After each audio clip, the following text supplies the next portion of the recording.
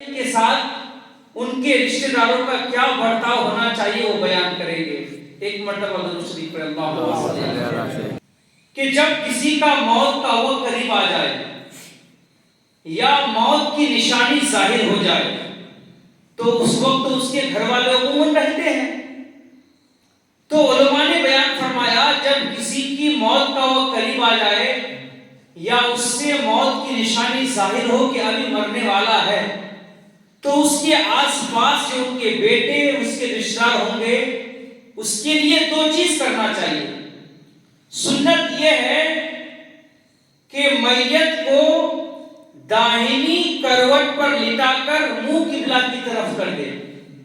یہ جو اس کے پاس ہے اس کو کرنا چاہیے، حق ہے اس کا کہ رشتہ دار میت کو اس شخص کو داہنی کروٹ لٹا کر قبلہ کی طرف منہ کر دے۔ اس کو ہم پریکٹیکلی طور پر اس طرح بتا سکتے ہیں،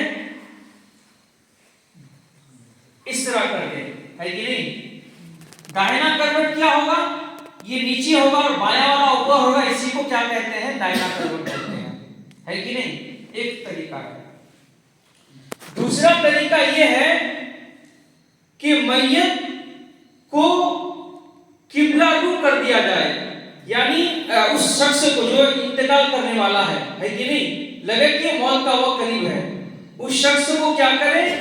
پیر کو قبلہ کی طرف کر دے اور سر کو تھوڑا اٹھا دے، کیونکہ اس صورت میں اگر قبلہ کی طرف پچھم کی طرف پیر کریں گے تو کوئی گناہ نہیں ہوگا، بشرط یہ ہے کہ اس کے بیچ میں کچھ تکیہ لگے کے سر کو اونچا کر دے۔ وہ طریقہ کیا ہے؟ جو شخص بیمار ہے، مرنے کے وقت قریب آ رہا ہے، دیکھنے میں آ رہا ہے کہ وہ مرنے والا ہے، تو اس کے رشتہ دار فوراً کیا کرے؟ پیر کو قبلہ کی طرف کر دے، ہے کہ نہیں؟ اور اس صورت میں پیر کو قبلہ کی طرف کرنا گناہ نہیں ہے۔ ہاں، پیچھے تکیہ سر کے نیچے کچھ تکیہ لے کر کے سر کو اٹھا دے، یہ اس کے رشتہ داروں پر کیا ہے؟ لازم اور ضروری ہے۔ یہ دو بڑی باتیں۔ جب آدمی لگے کہ اب انتقال کرنے والا ہے تو آدمی کو پتہ چل جاتا ہے نزا کے وقت، تو علماء نے بیان فرمایا ہے کہ نزا کے وقت جب موت کا وقت قریب ہو تو ایسے شخص کے سامنے جو لوگ ہیں وہ بلند آواز سے کیا کہے؟ کلمہ تشہد پڑھتا رہے، کلمہ تشہد پڑھتا رہے۔ کیسے؟ اشہد ان لا الہ الا اللہ واشہد ان محمد عبدہ رسولہ۔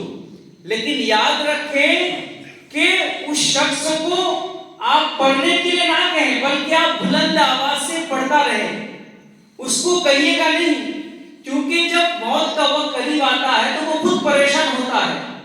اگر غصہ کی وجہ سے وہ کہنے کہ میں نہیں پڑھوں گا تو پھر آدمی کافر ہو جائے گا، ہے کہ نہیں؟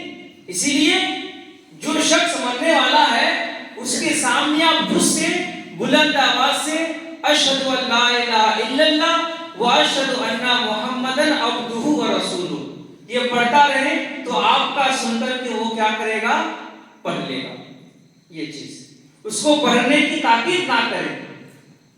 جب انتقال کر جائے، روح نکل جائے تو کیا کرے؟ جب روح نکل جائے تو فوراً ایک کپڑا لے کر کے اس کے جبڑوں سے لے کر کے سر تک باندھ دیا جائے، کیونکہ بعض میت کا منہ کھلا ہوتا ہے، منہ کھل کر کے اس کی موت آتی ہے، اگر فوراً بند نہیں کریں گے تو منہ کھلا رہے گا، بعد میں ٹائٹ ہو جائے گا۔ اسی طرح مرنے جب روح نکل گئی تو اس کے ہاتھوں کی انگلیاں، پیروں کی انگلیاں بالکل سیدھی کر دیں اور پیر کو بھی جوڑ دیں، کیونکہ بعد میں وہ کیا ہو جائے گا؟ اگر نہیں کریں گے تو بعد میں ٹائٹ ہو جائے گا، دقت ہو جائے گی۔ اور اس کی آنکھ اگر کھلی ہے تو فوراً اس کی آنکھ کو بند کر دیں۔ آنکھ کو بند کرتے وقت ایک چھوٹی سی دعا پڑھیں، بسم اللہ وعلی ملت رسول اللہ، آسان کے طور پر۔ یہ ضروری باتیں کب کے لیے ہیں؟ جب موت سے پہلے کا اور جب انتقال کر جائے اس کے بعد کا۔ اب عمومی طور پر جو یہ ہوتا ہے کفن کے حوالے سے، عام طور پر آپ لوگ کے علاقے میں، ہر علاقے میں کفن کاٹنے کا کچھ مخصوص لوگ ہوتے ہیں، وہی کاٹتے ہیں، باقی لوگوں کو کفن کاٹنا نہیں آتا ہے، جبکہ یہ کوئی بڑا مسئلہ ہے نہیں۔ کفن کاٹنا بالکل آسان ہے۔ ہم یہ نہیں کہتے کہ آپ کاٹیے، بائی چانس وہ آدمی نہیں رہا تو آپ کیا کریں گے؟ میت کو ایسے پڑے رہنے دیں گے؟ نہیں۔ کفن کاٹنے کا آسان طریقہ ہے، اگر وہ آسان طریقہ آپ کو معلوم ہو جائے گا تو زندگی میں کبھی بھی ضرورت آنے سے آپ کر سکتے ہیں۔ تو اس سے پہلے ایک بات یہ یاد رکھ لیں کہ مرد کے لیے کتنے کفن ہیں؟ کفن سنت 3 کپڑے ہیں اور عورت کے لیے 5۔ تو آج ہم مرد کا بیان کریں گے۔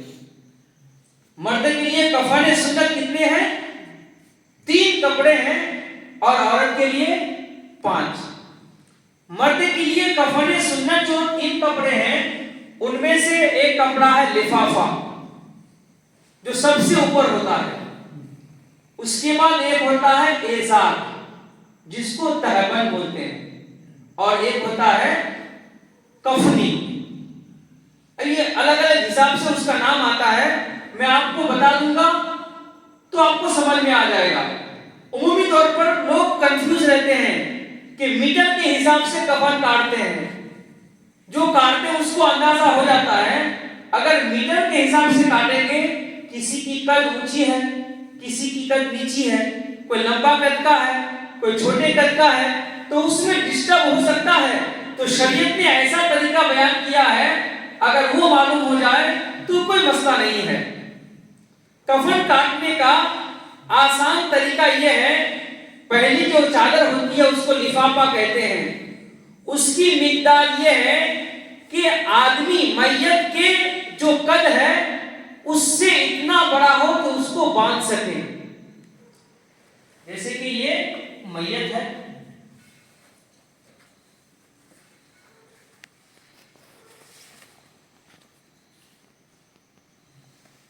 یہ پہلا جو لفافہ ہوتا ہے، پہلا کیا ہوتا ہے؟ لفافہ، بڑی چادر جس کو بول سکتے ہیں۔ وہ کتنا ہونا چاہیے؟ میت کے جو ہائٹ ہے، قد ہے، اس سے اتنا بڑا ہو کہ لاسٹ میں اس کو کیا کرے؟ باندھ سکے۔ ہے کہ نہیں؟ باندھ سکتے ہیں کہ نہیں؟ یہ اس کو کیا کہتے ہیں؟ لفافہ کہتے ہیں۔ اس میں میٹر وغیرہ کی کوئی گنتی نہیں ہے۔ اگر زندگی میں ایسی ضرورت پیش آئے تو پہلی چادر یاد رکھیے گا کہ میت کے ہائٹ سے اتنا بڑا ہو کہ اس کو ہم کیا کریں؟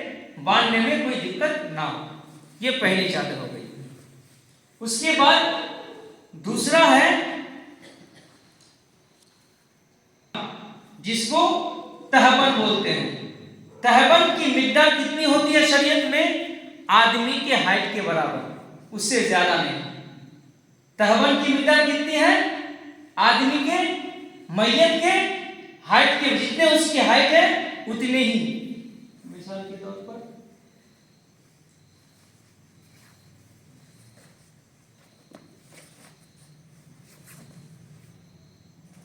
یہ میت ہے، اس کی جو مقدار ہے دیکھیے،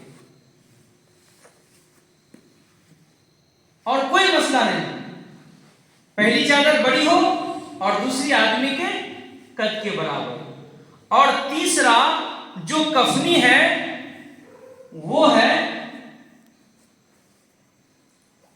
کفنی ڈبل ہوگا۔ کفنی ڈبل ہوگا، اس کی مقدار کیا ہے؟ آدمی کندھے سے لے کر کے پنڈلی تک، کندھے سے لے کر کے گھٹنے کے نیچے تک، لیکن یہ کیا ہوگا؟ ڈبل ہوگا۔ کندھے سے لے کر کے یہ کیا ہوگا؟ ڈبل ہوگا۔ اس کا کاٹنے کا طریقہ یہ ہے کہ بیچ میں تھوڑا سا کٹ کر دیں گے، اگر مرد ہے اس کو بازو سے کاٹیں گے، اگر عورت کا ہے تو اس کو سینے سے کاٹیں گے۔ مرد ہے تو بازو سے کاٹیں گے، یہ ہے بازو، اور عورت ہوگا تو سینے سے کاٹیں گے۔ اس کو کیا کریں گے؟ اس کو